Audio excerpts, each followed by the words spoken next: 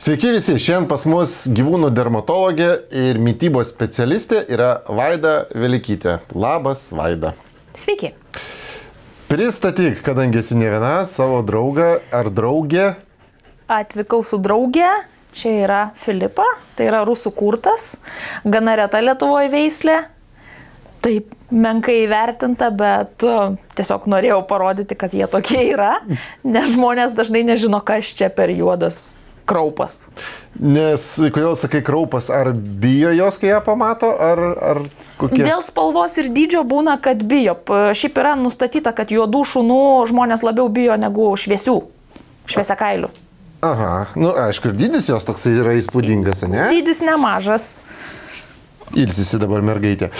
Vaida, pakalbėkime mes apie dermatologinės problemas, jos yra iš tikrųjų turbūt numeris vienas veterinarijoje pasaulyje, nes tokių pacientų turbūt yra vienu iš daugiausiai. Ir žmonės visur labai... Tendencija yra tokia, kad mes turim, kaip ir po žmonės, vis daugiau ir daugiau problemų su oda, virškinamumu, maistinių medžiagų įsisavinimu ir visa kita. Kai mes augom, kaip ir nebuvo problemos, nei su šunimis, nei su vaikais, dabar mes turim daug problemų, tai taip, iš tikrųjų dermatologinių problemų yra labai daug. Kaip aplamai mityba veikia gyvūnų odos ir kailio būklę? Ar čia mes turime aspektą, kuris pagrindinis yra dalykas – mityba? Ko gero vienas iš pagrindinių, nes vėlgi tie patys principai, kaip ir žmonėm, taip ir gyvūnam yra, ką tu valgai, taip tu atrodai, taip tu jautiesi. Kokie pagrindiniai maistinių medžiagų trūkumai gali sukelti odos problemos, kaip tu manai? Jeigu žinai atsakymą. Apskritai mikroelementų turi būti balansas, nes yra cinkas, biotinas, selenas, kurių būna, kad kartais arba neįsisavina iš pašaro, arba gauna nepakankamai. Omega nesočiosios rūgštis, kas yra iš aliejų gaunama, irgi būna problema. Bet dažniausiai tai būna apskritai bendrai kompozicija viso mitybos principo arba apskritai maitinimo būdo. Ir turbūt sausame maiste, kas yra ganėtinai paprasta šiais laikais, įsigyjant sausą maistą, tenais jau būna tų maistinių medžiagų. Ar iš tikrųjų ne visi gamintojai turi savo sudėtyje tas medžiagas, kurias tu įvardini? Toli gražu ne visi gamintojai gamina gerus maistus, nepaisant gražių reklamų mes turim ir labai prastų produktų rinkoje, bet yra kokybiški gamintojai, kurie vis dėlto žiūri, skaičiuoja ir sąžiningai padaro taip, kad tas pašaras bent jau turėtų tai, kas yra parašyta ant pakuotės. Kiek yra tiesos kaip žmogus, aš pavyzdžiui pasižiūriu, žmogus dažniausiai žiūri pakuotę, atsiverčia kitą pakuotės pusę ir jisai žiūri maistinę medžiagą, nu, tarkim, pagrindinis vištiena, kalakutiena, lašiša ir žiūri tuos viršutinius procentus, bet didesnė sudedamąją dalį jau yra mažiau kreipiamas dėmesys. Ar yra labai svarbu, sakykime, lašišos, vištienos kiekis procentalinis pačiame visame racione? Yra svarbu, kad mėsa būtų vienas iš pirmųjų ingredientų. Nesvarbu, kuri mėsos rūšis yra pasirinkta tam pašare, kad nebūtų, kad mes turim ryžiai, kukurūzai, kviečiai, sojos, baltymai ir tada kažkokia tai mėsa. Tai jau reiškia, kad pagal sąrašą mes turim mėsą 4 vietoje, tai ir pagal kiekį jinai yra 4 vietoje. Ir vėl toksai niuansas, gamintojai nėra dažniausiai pareigoti. Tai tie, kurie padaro kokybišką maistą, jie parašo, kad ten yra 60% mėsos pašare, 70-80%. Tai yra gerai, nes jie jau džiaugiasi tuom ir jie pasigiria. Bet yra nemažai gamintojų, kurie nerašo, kiek procentų jie realiai įdėjo. Ir sakykime, mes tam maiše 10 kg pašaro galim turėti 5 kg kviečių, 2 kg kukurūzų, po to dar kilogramą sojos ir tik tai, kas liko, yra mėsa, tai gali būti ir 10%, 4%. Yra kačių pašarų, čia profesinė liga, parduotuviai, bet kokį maistą pamatai, Norfo, eini, pasiemi, paskaitom tą antrą pusę pakelio, kur parašyta. Jo, aš visada skaitau, man labai įdomu yra. Tai būna, kad pašaras katėm, o katė yra visiškas mėsėdis, kuriam reikia daug mėsos, ir skaitai įdėta 4% mėsytės. 96% yra kažkas. Turbūt kokia dar ta, kaip tas mėsos pavidalas, nes, mėsa gali būti, kas yra iš viso pamai mėsa tam pakuotėje. Kai kuriuose produktuose jie rašo tokias gražias frazės, pavyzdžiui, mėsa ir jos produktai. Tai greičiausiai yra tai, ką ten skerdykloje sušlavė nuo grindų, biški su pjuvenom dar gali būti. Kraujo likučiai, organų likučiai, jie irgi gali būti įvardinti kaip mėsa ir jos produktai. Ir gali būti filė gabalas. Gali būti ir taip. Ar pašaro kaina atspindi jo kokybę? Kalbam vis tiek, mes Lietuvoje turime labai daug firmų. Labai. Visur. Visur, ne tik Lietuvoje, visame pasaulyje. Ir kainų santykis, jisai labai žmogui paprastam tikrai yra sunku supras, kada tikrai pasiūla yra milžiniška ir atrodo vienas brangesnis, kitas pigesnis ar brangesnis maistas. Tikrai yra tas geresnis maistas negu tas kitas, kuris kainuoja mažiau. Bet jo galbūt sudėtis gali būti geresnė negu to brangesnio. Čia turbūt vėl reklama, marketingas ir visi kiti dalykai. Brandai, žinomi vardai, mes dar mokam už reklamą, mes mokam už žinomumą, galų gale mokam už prieinamumą, pašaras, kurio gali gauti bet kur, ta prasme, bet kurioje veterinarijos vaistinėje, veterinarijos klinikoje ir panašiai, tu dar mokėsi už vardą, už tai, kad tu jį gali gauti bet kur. Žmogus pirmą šuniuką įsigijęs, jis jau žino keletą žinomų pavadinimų, nes matė reklamas ir taip toliau. Galų gale, kas nežino pedigrį arba čiapį? Žino visi. Mano šuniukas irgi kažkada valgė tokį maistą. O kokybė to maisto? O dabar, jeigu pasiemi tą pakuotę ir paskaičiuoji, kiek kainuoja kilogramas ir kiek kainuoja aukštos vertės kokybiško maisto, bet mažai žinomo kilogramas, gaunasi, kad praktiškai tas kokybiškas maistas yra pigesnis. Gaunasi. Su geresnė sudėtim. Todėl tas etikečių skaitimas, čia kaip ir savo, nueini į parduotuvę, tu gali rasti produktą už 2 eurus, analogišką produktą, bet jis kažkodėl kainuoja 6 arba 8 eurai. Į aliejus. Nori alyvuogių aliejus nusipirkti. Kainų skirtumas. Už buteliuką gali būti 5-6 eurai ir gali būti 15 ir gali būti 25. Bet jisai toks pat? Ne. Šalto spaudimo, nerafinuotas, pirmo spaudimo. Tai yra aukščiausios kokybės produktas ir jis bus brangiausias. Žmogui suprasti tą sunku, kuris nesigilina į tai. Čia toks yra niuansas. Šiais laikais mes turim be galo daug informacijos ir jinai yra labai lengvai prieinama. Nereikia įti biblioteką ir ieškoti enciklopedijos. Tik paguglini ir jeigu tu myli savo augintinį, tai tu turi domėtis priežiūros priemonėm, maistu, tu esi įpareigotas. Negali taip visko numesti, kad, aš nuėjau veterinarijos vaistinę, man pasiūlė. Veterinarijos vaistiniai pasiūlys, labai primiktinai pasiūlys nebūtinai geriausią maistą. Pasiūlys tą, kurio galiojimas į pabaigą eina ir jį reikia parduoti. Tiesos yra. Dabar tavo klausimas ir pastebėjimas, pavyzdžiui, būtų, ar veterinarinis maistas, jisai turėtų būti parduodamas, prekiaujama veterinarijos klinikoje, o vaistinėje turėtų būti kažkokios kitos pozicijos, kaip pavyzdys. Ar tas pats maistas, jis turėtų būti prekiaujamas kitur? Nes tikrai yra dabar gamintojų, kurie žiūri tai, kad maistą prekiauti, veterinarinį maistą, kuris yra skirtas inkstų ligom, kepenų ligom ir taip toliau, jisai prekiaujamas tik tais veterinarijos klinikose, bet neprekiaujamas vaistinėse. Nes, tikrai yra įmonių, kurios į tai žiūri. Gal aš sakyčiau, kad veterinarijos klinika ir vaistinė tai būtų kaip ir panašus reikalas, nes ir veterinarijos vaistiniai dirba žmogus, kuris turi išsilavinimą. Dažniausiai. Nes jisai pardavinėja, vaistiniai turi būti. Vaistiniai privalo būti, licenciją turintis, farmacijos bent jau licenciją turintis. Tai jisai turi suprasti, ką jisai turi. Aišku, tenais dažniausiai dirbantis žmogus dirba vaistinėje, vadinasi, jisai nėra dirbantis praktikoje kaip gydytojas.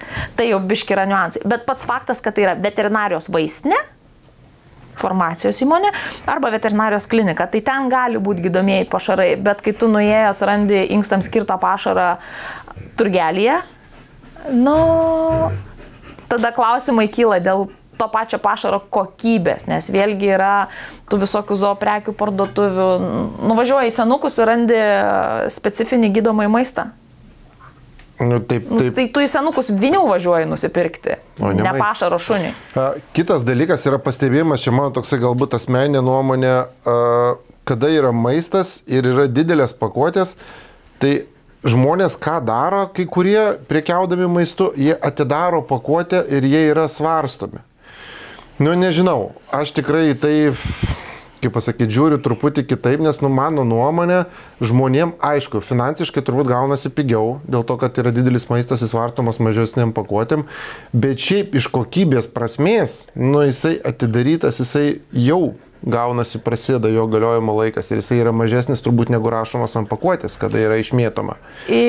Tas tiesa, nes pradaryta pakuotė, vadinasi, pašaras oksiduojasi, keičiasi riebalai, keičiasi sandara, kažkas išnyksta, kažkas atsiranda, galų gale atidarytos pakuotės, mes nesam tikri dėl laikymo sąlygų. Sandėliavimas netgi užpakuotų fabrikė pakuočių. Taip. Jeigu tu importuoji pašarą, tu turi turėti sandėlį, kuriame yra sekama ir reguliuojama temperatūrinis režimas, drėgmė ir visa kita. Sėsk. Tai, o dabar mes turgelėje, kioskelyje, kur nėra net kondicionieriaus, vasaros metu stovi atidaryta pakuotė. Žiemos metu stovi ta pati pakuotė ir drėksta. Ta prasme, jie pelyja tie pašarai. Reikia žiūrėti paprasčiau. Egipte eidama mieste, žiūrėk, kaba mėsos gabalas, musės aplipė, musės nubaidė ir valgai. Musės baidė ir valgy.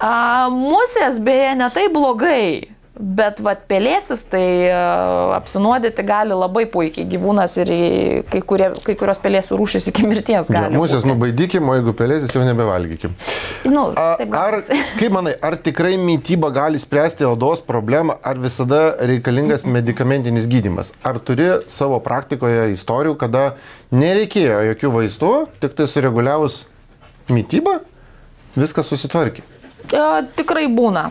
Kai išimi netinkamus tam gyvūnui produktus, iš jo raciono jam būna, kad situacija smarkiai pagerėja ir nereikia, arba medikamentų reikia tik retkarčiais, kada būna kažkokie pablogėjimai. Aišku, yra niuansai, kad iš tikrųjų pagal klinikinius tyrimus apie 80% ir panašiai yra ne maistiniai alergikai, o maksimum mišrus. Tai reiškia, reaguoja ir į aplinką, ir į maistą. Grinai maistinių alergijų yra apie 20%. Tik tiek, kad bet kuriuo atveju yra tikslinga pirmiausiai pradėti nuo maisto reguliavimo, nes maistą šuo gauna kasdieną ir jeigu jis gauna netinkamus produktus, jam blogai. Ir tu tada gali kinistis prie kitų dalykų ir nerasti tiesos šaknų. Kita vertus, maistas yra svarbi dalis. Ar nėra taip, kad žmonės iš tikrųjų, turėdami auginės odos problemomis, jie nori greitų rezultatų, o sprendžiant viską su maistu, keičiant radikaliai mitybą, rezultatas neteina per savaitę, per dvi, tam kartais reikia pusės metų ir daugiau. O su vaistais tu rezultatą gali pasiekti greičiau. Per 2 dienas gali pasiekti rezultatą, kad šuo nustos kasytis. Ir kartais tas gydytojas iš tikrųjų yra blogas gydytojas dėl to, kad jisai nepadarė greitų sprendimų, nu ne tai, kad sprendimų, bet gyvūnas kasosi. Ir jeigu tu keiti mitybą, tas gyvūnas iš lėto gali nustoti kasytis per mėnesį. Nu taip, aišku, gyvūnas kasosi ir gyvūnas, šeimininkas mato, kad jisai kasosi. Suleidus steroidų, gyvūnas nesikasys jau po 12 valandų. Bet iš esmės žala organizmui turbūt visiškai kitokia, nes keičiant mitybą organizmas pripranta tik tais, kad žmonės kantrybės neturi. Ir tada pradeda gydytojai skaitinėti ir randa tą, kuris greitai suleidžia vaistus ir tada tas gydytas pasidaro geras. Ar čia taip yra? Yra. Tikrai yra ir žmonės nori kartais greitojo efekto. Čia svarbiausia yra individualus priėjimas. Su kiekvienu, būtent ne su gyvūnu tu turi tartis dėl šitų dalykų. Tariesi su šeimininku, kiek jiem erzina ir trukdo gyventi tai, kad šuniukas pasikaso. Aišku, niekada nebūna taip, kad tu sakai, pakeiskim mitybą, susidėliokim racioną ir palaukim 3 mėnesius, jeigu pašuni žaizdos yra nukasytos. Ne, jeigu yra žaizdos, tu jau gydai ir jeigu reikia ir steroidų skiri.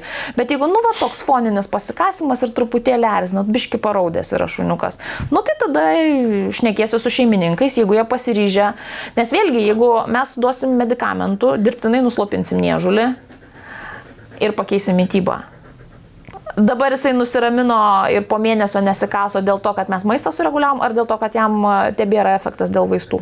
Ar įmanoma ištyti aplamai alergijas, ar gyvūnas kasosi? Tai kaip ištirti, ar jisai maistoj alergiškas, ar jisai kažkam. Nes apie tos alerginius tyrimus yra daug kalbama. Vieni jais tiki, kiti sako ne, nors tie tyrimai yra galimi ir Vokietijoje daromi. Dabartinės tendencijos jau yra tokios, kad ir su žmonių alergologais esu šnekėjus, kad ir žmonėm neberekomenduoja daryti maistinių alergenų tyrimo, nes kažkas toj vietoj neveikia. Tai, kas vyksta gyvam organizme, yra visiškai ne tas pats, kas vyksta laboratorijoje. Ko pasakoje gaunasi, kad mes tyrimą galim daryti, nusiųsti, gauti atsakymus, bet tas atsakymas, jisai, gal atitiks kažkas, o gal ir ne. Neretai būna, kad žmonės pasidaro pas ne specialistą, veterinarijos gydytoją, paprašo, gydytojas, yra tas tyrimas, darom, paima, padaro ir sako, mes pagal tą sąrašą dabar šeriam ir mums viskas gerai. Tai galbūt atsitiktinė tvarka atitinka. Dar yra kitas dalykas, kai žmogus gauna sąrašą, jis pradeda griežtai sekti. Tai reiškia, kad jis duoda tiksliai konkrečius produktus ir dingsta tenais tie tokie, duosiu palaižyti jogurto indelį arba dar kažką. Ar vienas mažas gabaliukas gali pakeisti viskas iš pradžių? Taip. Pašunis tiesa nebūna anafilaksinio šoko kaip pa žmonės, bet principas yra tas pats. Jeigu žmogus alergiškas žemės riešutam, kiek jam reikia riešutų, kad jis turėtų reakciją? Nereikia net vieno riešuto. 100 kg žmogelių užtenka pėdsako kreme, torto plakta grietinėlė turėjo kontaktą su žemės riešutais ir jisai viskas, greitoji, ligoninė ir vaistai, jam bus pilna reakcija. Tai šuniui lygiai tas pats, nepriklausomai nuo svorio, užtenka lyštelėjimo, pieno produktai dažnai alergizuoja, arba tiesiog ten žino, kad nuo kažkokio tai maisto produkto šuniukui. Tai užtenka, kad jis kartą per porą savaičių gaus tokį kasniuką netinkamo to maisto. Tai laikantis griežto režimo negali nuo jo, kitaip tariant, nei trupučio... Niekur nusisukti. Negali savaitgalis, ne, žinai, mes būna laikomi. Negali. Šydėjai negalima pas gyvūnus daryti. Tu grįžti lygiai tada vėl į pradinį tašką.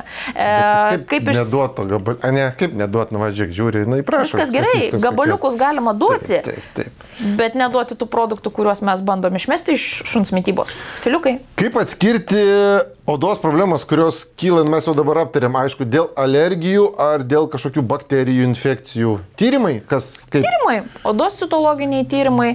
Pirmiausiai reikia atmesti parazitinės kilmės visas bėdas, tai čia skutmenos labai padeda. Aišku, dėl blusų tai tiesiog apžiūra, tada poodinės erkutės, jeigu įtari skutmenos, specifiniai išplikimai žiūri dėl grybelio, žiūri dėl bakterijų. Parazitozės visas atmetus mums lieka melegribinė galima infekcija, grybelis arba bakterinė infekcija. Šitie visi grybelis tik tais yra užkrečiamas nuo kito gyvūno, tai yra infekcinis dalykas ir tu, jeigu gydai sveiksta, jeigu negydai nesveiksta. O melegribinė infekcija ir bakterinė infekcija, jie prie alergijos atsiranda dėl odos vientisumo pažeidimo. Tai gali gyvūnas nuo vienos problemos... Taip, jisai gali būti alergiškas ir turėti melegribinę ausų infekciją arba letenėlės. Ir gaunasi jau kompleksinis susirgimas toks, kurį reikia. Ten bus melegribis, bet jisai bus ne dėl to, kad atėjo ir užpuolė šunį, kad jisai užsikrėtė, o dėl to, kad šuns imuninė sistema dėl jo alergijos nesusitvarko. Čia dar vienas toks irgi svarbus dalykas, kažkur ir girdėjęs ir pats susidūrė su to, kada yra, sarkim, gyvūnas kasosi, turi ten odos problemų, turi žaizdelę ir veterinaras pasiūlo žmogui tiesiog lašiukus nuo blusų ir kirminų. Klientui dažniausiai atrodo, duoda, belė duoti, kad tik tais paimti pinigus, bet iš tikrųjų turbūt dermatologija ir prasideda nuo antiparazitinės kontrolės ir tada jinai pradeda jau aiškinti. Ar ne visada? Dermatologinis protokolas yra pagal ką tu dirbi. Punktas numeris 1 yra parazitų kontrolė. Nes tu gali vieną blusą bėgioti ir tu jos nepagausi ir gydysi pusę metų. Galime net nebėgioti. Šunys ir katės turi atskiras blusų rūšis. Aš šitaip net? Žmonės turi atskirą blusų rūšį. Čia ne ta pati blusa pas visus bėgioja. Ir pavyzdžiui, tu turi šuniuką. Taip. Jisai pradėjo kasytis. Pas jį dabar blusos gali nebūti nei vienos. Gali būti, kad jis užvakar pasivaikščiojimo metu pasigavo katinę blusą, jinai patikrino, įkando, sako, netinka man šitas, einu katino ieškoti. Ir nušoko. Katiniai blusai netinka šuo, o dauginimus, taip, jie eina savo rūšies ieškoti. Įkando, netinka, jinai išėjo ieškoti katino, o šuo 2 savaitės gali kasytis. Po to. O tai tie mūsų visi lašiukai, kurie lašinam, tai irgi atitinkamai šuniui netinka kačių lašiukai, o kačių lašiukai netinka šunims. Į kačių lašiukai mažo dydžio šuniukui nėra blogai, nes mes dabar turim tų šuniukų, kurie sveria kaip maža katytė. Tai nieko baisaus, bet katėm negalima naudoti jokių šuninių preparatų. Jeigu nėra parašyta, kad galima ir katei negalima, nes katės yra specifiškai jautros kai kuriom cheminėm medžiagom. Reikia skaityti, kas parašyta, nenaudoti ten, kur nebent gydytojas paskiria, nes yra kai kurie produktai, kurie oficialiai nėra aprobuoti katei, bet yra dozavimai ir visa kita ir mes galim naudoti. Čia jau teisiniai tokie dalykai sueina, kad būna. Bet patys negalima ten tabletėlę perlaužti per pusę šuniukui, pusę kačiukui, jeigu neparašyta, kad galima ir katei. Gerai, pakalbėkime, ar yra vienas geriausias mitybos būdas, kad mano gyvūnas būtų sveikas ir gyventų 25 metus. Kaip padaryti? Dabar 25 metų gyvūnų apskritai mažokai yra.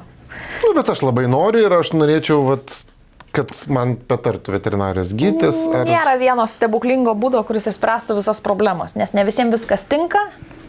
Galbūt daugiau yra natūrali mityba. Į tą pusę, kad vis dėlto termiškai neapdoroti produktai, tai yra natūraliau. Žmonėm irgi nieks nerekomenduoja auginti vaiko ant pusfabrikačių koldūnų. Ruošk namie, savo maistą daryk, natūraliai, šviežias, kad būtų. Tai bet kuriuo atveju kažkaip, bent jau šeimininkui atrodo, kad tai yra žymiai geriau. Bet su natūralia mityba gerai, galime šitą klausimą daugiau paplėsti ir kiek tai yra, vėlgi, ne visiems yra patogu, turbūt, ne, ir čia labai reikia daug žinių turėti, norint keisti gyvūno mitybą į natūralią mitybą. Kaip reikia domėtis ir to pačiu sausų pašaru, ką tu perki ir kuo tas geresnis už aną, tai su natūralia mityba tu turi skaičiuoti dar daugiau. Ne tik tais, kad... Nes ten sausame yra vis tiek yra... Sausas yra mums patogiau dėl to, kad jisai pilnai subalansuotas, pritaikytas prie mūsų gyvenimo tempo, įdedam gyvūnui, mums nereikia sukti galvos, o kas liečia... Pasiėmiai, įpyliai, tavo darbas tom baigėsi, tu dirbai, kai išrinkai, kurį maišelį tu pirksi. Taip. O su natūralia mityba kiekvieną kartą, kai tu dedi į dubenėlį, tu mintyse skaičiuoji. Ar užteks, ar ne per daug, ar šito nepadauginsiu, ar šito nepamažinsiu. Tada kitas niuansas, viską nusipirkti, viską kažkur laikyti. Taip, dabar mes jau turim įmonių, kurios gamina paruoštukus. Tai jau tu nusipirkai pakelį šaldytų kotletukų. Nedideliam šuniukui pusę velnio. Bet tokiam dideliam šuniukui. Ne, tokiam tai... Iš tikrųjų ganėtinai nepigus dalykas yra ir aš pats, tarkim, lyginau kainas, tikrai nėra taip pigu, nėra. Finansiškai nedraugiška. Yra vėl dabar liofilizuoti pašarai, kur irgi kaip ir natūrali mėsytė, tiesiog išdžiovinta šaltyje, tu ją užpili vandenukų, gaunasi natūralūs tokie gabaliukai. Labai gerai, labai patogu, ypač tokiais atvejais, kai tu nori šerti kuo natūraliau, finansai tavęs neriboja, arba tu šeri namie paprastai mėsą, bet kelionė įsimeti pakelį tos liofilizuotos, kad galėtum šunį pašerti, neišeidamas iš jo. O kaip derinti, įmanoma derinti mitybą? Sausas maistas plus mėsytė, kartais nuo karto. Aš žinau, kad tu sakysi, kad ne, bet aš taip darau. Vėlgi yra taip aptaku. Yra kam visiškai tai netinka ir jeigu šuo jautresnio skrandžio, pavėmaliojantis ar toksai, tai paviduriuoja, tai pavėmė, tai jiems pilvukas skauda, tokiam griežtai negalima. Nes termiškai apdorotas maistas ir žalia mėsa yra du skirtingi dalykai ir jie nesideda į vieną lentyną, bet yra nemažai gyvūnų, kurie yra šeriami, kad ryte, pavyzdžiui, jie gauna sausą pašarą, vakarė jie gauna mėsos porciją. Ir jie puikios sveikatos, jie gerai jaučiasi ir jiems viskas labai gerai. Ir savininkai yra išbandę ir vieną būdą, ir kitą būdą, ir nei tas pilnai nepatenkino poreikių. Čia aš keliu ranką, nes pas mane yra taip. Aš turiu per pažįstamus irgi keletą tokių, kur vien tik tais mėsa su kaulinė dalim, kaip ir subalansuota, normaliai jau apskaičiuota ir kažkas negerai, lyg išmatos nesiformuoja, lyg... Tada pradeda miksuoti ir žiūrėk atsidaro. Vieno sauso svorio nepriauga, biški per kūdas kažkoks vaikšto visą laiką ta šuo. Pradėjo duoti tą ir tą, viskas puiku. Aš irgi esu už tą tokį balansą, ta prasme, kur imti mėsos. Aš asmeniškai šeriu mėsą, man gaunasi patogiau ir netgi pigiau negu kokybiškų sausų šerti.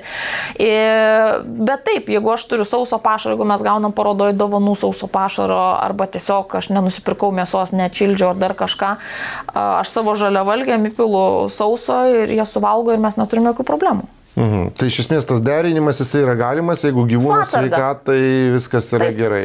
Vėlgi savininkas pažįsta savo šuniuką. Taip.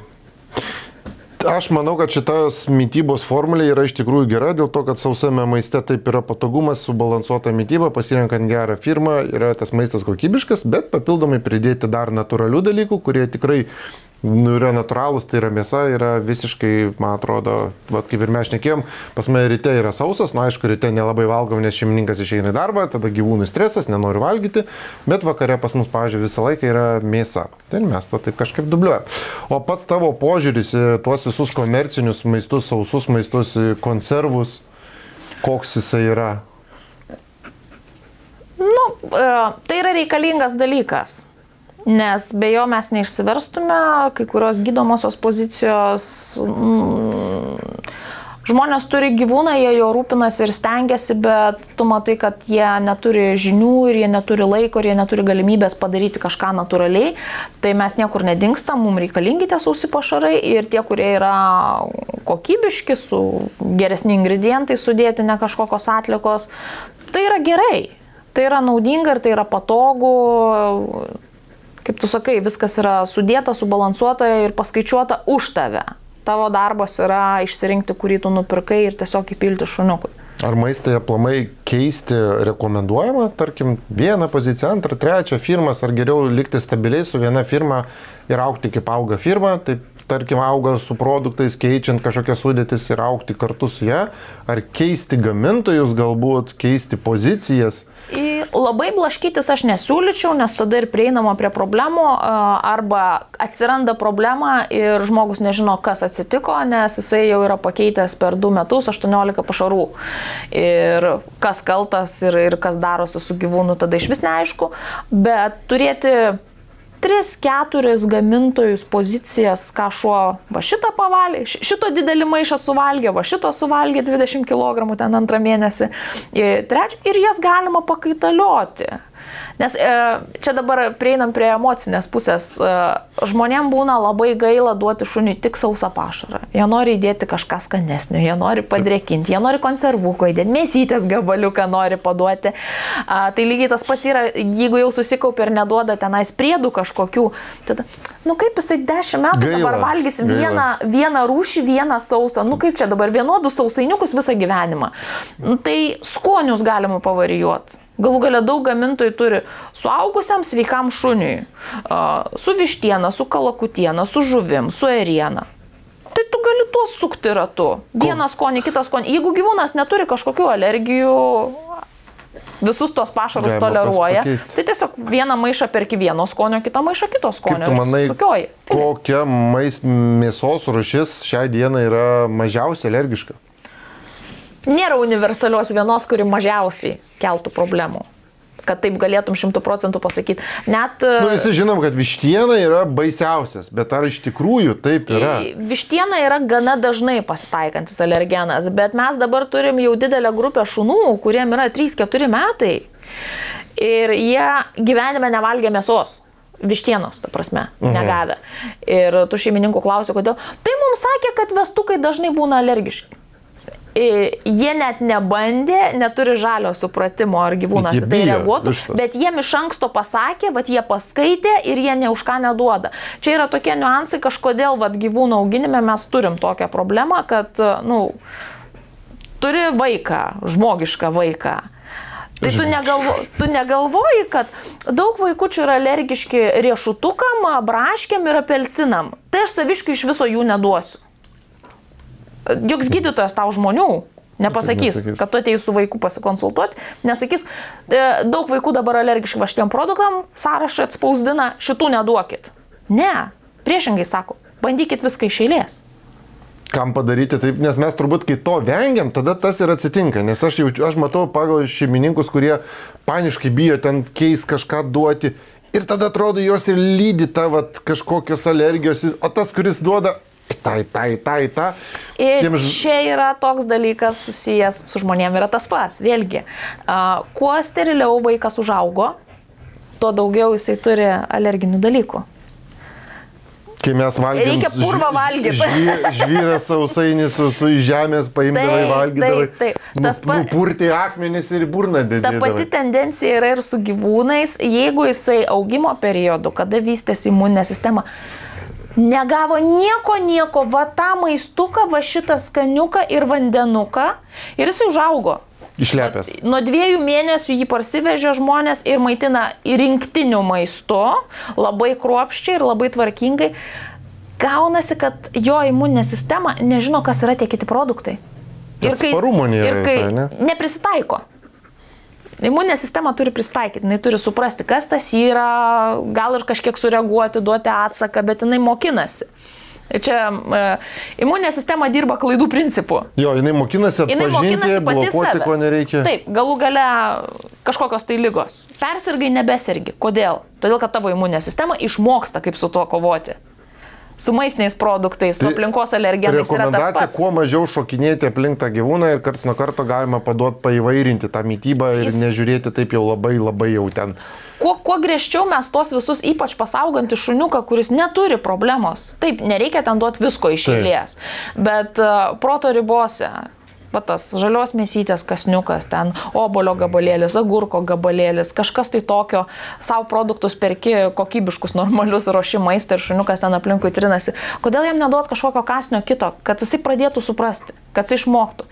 Paskui vėl mes susiduriam ko puikiausiai, ne tik su alerginiais dalykais. Ateina su šuniuku, buvom savaitgalį piknikas, kepėm šašlykus, nukrito vienas marinuoto šašlyko gabalas apipiltas kečupu ir šuniukas jį prarijo.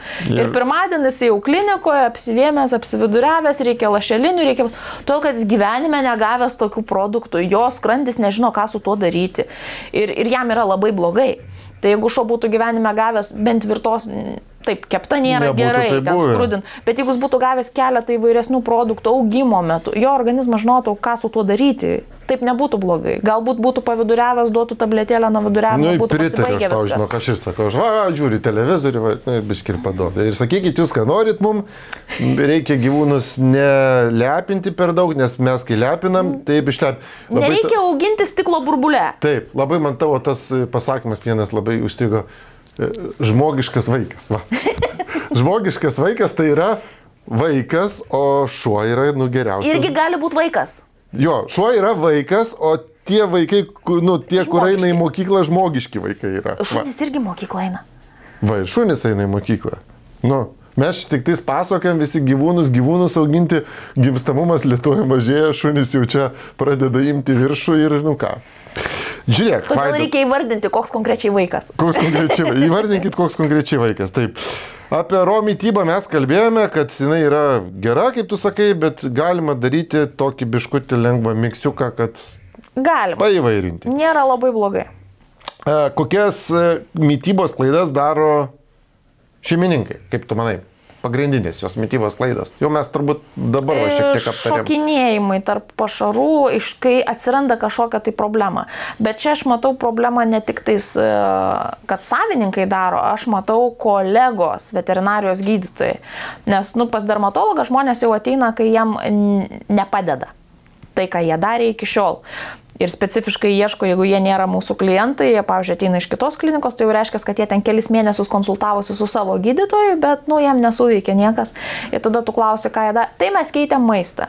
Ir jiem pasako gydytojas, pakeiskit maistą. Ir nepaaiškina, ką pakeisti į ką, kodėl tas keitimas turi būti.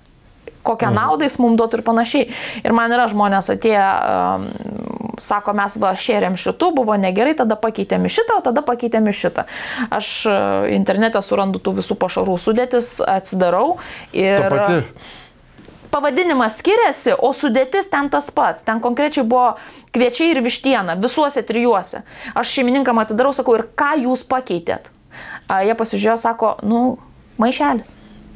Jie kaip perskaitė, kai aš jam paaiškinau, kam tas pakeitimas reikalingas, jie tada sako, jo, aišku. Bet čia žmonių daryti įtaką kartais būna, jie galvoja, kad tas maistas bus geresnis ir žiūrėk, tam ir gyvūnui kitam kažkaip pasikeičia viskas. įtikėjimas kartais irgi. Čia sunku pasakyti, ar yra problema dar žmogaus kartais, ar yra ta gyvūno problema. Nes, nežinau, kiek yra tiesos, aišku, klimatas duoda, bet yra, kas atvažiuoja į Lietuvą, grįžta iš kitų kraštų, tai tarkim Airija, kur daug lyja, Anglija. Ir čia šuns problemos odos, žiūrėk, paėmė jos ir įsisprendė. Bet čia taip būna? Su klimatu susijusių problemų yra. Šiltas, sausas klimatas, šiltesnis, drėgnas klimatas, yra dideli skirtumai. Turiu klientų, kurie iš Airijos grįžo, Anglijos Airijos grįžo ir prasidėjo problemos. Ten šuo gyveno 5 metus be problemų, šičia jis turi problemas. Tas pats yra, kai kurie šeimininkai pastebi su alergiškais šuniukais, Skandinavija, Lietuva. Jeigu migruoja pusę metų ten, pusę čia, sako, vienoje vietoje yra geriau nei kitoje. Aišku, dar yra kitas dalykas. Tas migravimas, jeigu tai yra tarp konkrečių 2 namų, Lietuvoje gyvena vienuose namuose, pavyzdžiui, Švedijoje nuvažiavę gyvena kitam name, turi namą. Tai namų aplinka, priemonės, sienos kaip nudažytos, gali alergizuoti kažkas toje aplinkoje tiesiog. Ne klimatas pats, o būtent gyvenamoji patalpa. Labai didelė dalis gyvūnų iš viso turi problemas ne dėl maisto, kaip sakiau, o mišriai reaguoja ir ten, ir ten. Ir aplinkos alergenai, ko gero, kiek mes darėm tyrimų, beveik visada būna kažkurios tai iš mikroskopinių arkučių. Dulkių, sandėliavimo patalpų. Niekaip. Kuo mažiau minkštų baldų namie, specialūs čiužiniai lovai, kaip ir žmonėms. Bet kodėl tai vyksta? Ta prasme, ar mes čia vėl, kada šauniukas buvo mažas, labai daug tų sterilumo darėm ir va čia vėl prisijaukinom, ar... Bet čia ir pa žmonės problema didėjantis. Nes tavo šuo aplamai turi alergijų, nors vienas gyvūnas? Turi. Į lauko drėgmę. Letenėlės. Bet tokių kasimosi žaizdų... Ne, mes be vaistų gyvenam. Nes pas ten to maityba irgi įvairesnė, kaip ir sakai, būna. Gauni konservą, neišmesi, gauni dovanų irgi, neišmesi. Gerą daiktą neišmesi. Pas man irgi tas šuo irgi valgo įvairiai. Jie daržovės mėgsta dar. Ir tikrai, kažkaip artimųjų tarpe, kas daugiau to įvairumo duoda, čia labai tavo geras pastebėjimas, kad ir nebūna to alergijų, kada mes bijom paniškai, bijom, skaitom tos vištienos kėdelės ir bum. Aš dar turbūt studentė buvau, kad nedirbau. Pažįstamos sesuo turėjo labai alergišką prancūzų buldogą. Jie ten įtarė viską ir erkutės ir visa kita. Namai buvo tušti švarus, šlapiai siurbiami, ten dulkelių nėra, viskas maistukas specialus atrinktas ir ta šuo vis tiek tai kasosi. Tai žaizdos, tai jam tos problemos, tai dar kažkas. Jie ten belė kiek dėjo jėgų į tą šunį, darbo ir tam šunį vis tiek buvo negerai. Ir dabar bijau pameluoti, bet kažkas ten atsitiko šeimoje, ar vaikas į ligoninę, kad žodžiu, tėvai seneliam nuvežė tą šunį. Laikinai. Ten senas namas, 50 metų senesnis, kampučiai papelyje, senoviniai vilnoniai kilimai ant grindų, kurie sudulkėja būna baisiai. Daug sofų, daug kilimėlių, daug visko. Namie ten buvo kitas šuo, kurį iš viso šėrė košiam. Toks, sakytum, maistas, netinkamas, nesąmonė. Ir tam šunį viskas praėjo. Bet tam šunį viskas praėjo. Kaip paaiškint? Privedėm prie to patys. Tas sterilumas, galbūt tie dažni plovimai visko duoda savo, nes plovimui mes irgi naudojam kažkokias priemonės. Vėl chemikalas kažkoks eina. Žmonės, kai sakai apie buitinę chemiją, jie iš karto galvoja kažkokie rūgštiniai valikliai, čia tas čia. Ne, ir visai natūralūs, ekologiški, jautriai odai skirtos priemonės. Kažkas tame irgi gali alergizuoti. Mumis tai alergizuoja. Skalbinių minkštikliai, skalbinių plovikliai, galų gale pamirštamas toks dalykas, kad oro gaiviklis. Natūralus eterinis aliejus garintuviai lašintas. Ta rūšis aliejaus šuniui netinka ir mes jį apgarinam kasdieną. Toliau visi kūno priemonės. Plaukų lakas, kvepalai, dezodorantas, šampūnai, kūno losjonas, kremukas šeimininko po skutimos. Jeigu jis nusiskutęs barzdą bušiuką duoda šuniui išeidamas į darbą. Oje, tai iš tikrųjų, kaip pradedi galvoti. Toliau aplinkoje dar ko nepaskaičiuoja lauke. Tai čia žolės gėlės. Taip, žolės gėlės medžiai, taip, tai yra atskira grupė. Bet dar druskytė ant šaligatvio. Apie tą pagalvoja. Bet be to dar rondapas, šliužų nuodai, skrūždžių nuodai, trašos kieme ant pievutės pabarstytos. Ir nereikia, kad pas tave kieme būtų pabarstyta. Pas kaimyną bus pabarstyta. Per dirvožemį labą dieną. Vėjas atpučia. Pauosto alergenai patenka kontakto būdu, yra suvalgomi arba įkvepiami. Ir viskas gali duoti. Niekada nebuvo, dabar kažkas atsitiko.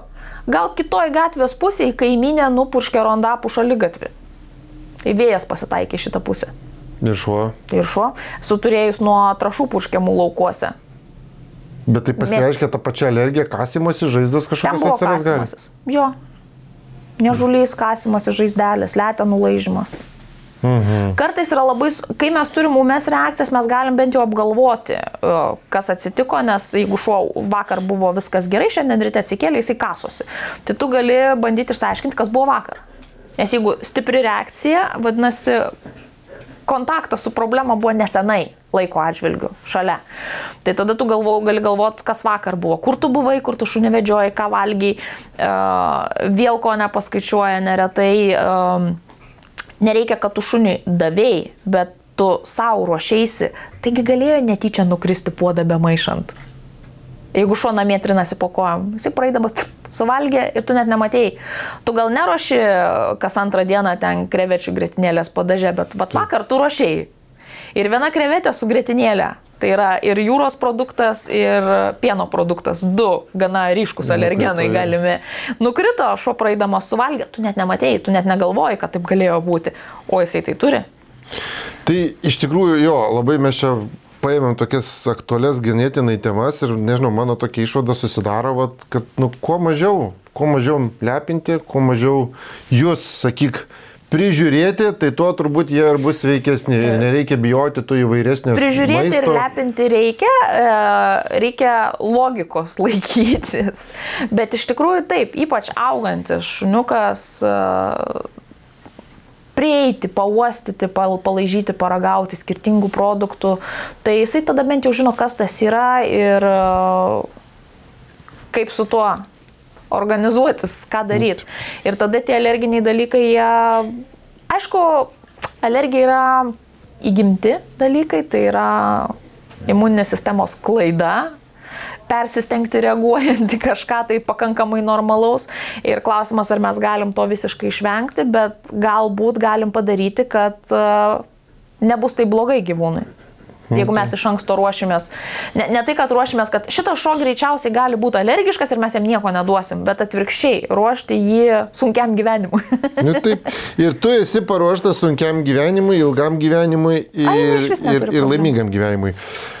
Ačiū, kad sutikai pakalbėti. Iš tikrųjų, tikrai daug aktualių temų. Manau, kad žmonės pasižiūrėję šitą mūsų pokalbį tikrai padarys minimales bent jau išvadas. Ir aš vis laiką su tokios nuomonės, kad nereikia daryti tų kraštutinumų ir tam gyvūnui aplamai nieko neduot, kaip ir Vaida. Ir tu sakei, kad jeigu jisai gaus ten kažkokį gabaliuką mėsytės natūralios, tai neturėtų jam būti kažkas tokio.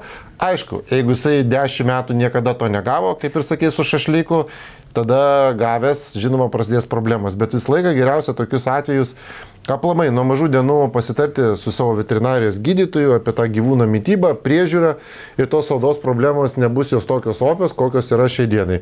O mūsų pašnekovė viena nori pasakyti, kad jau mums laikas baigti.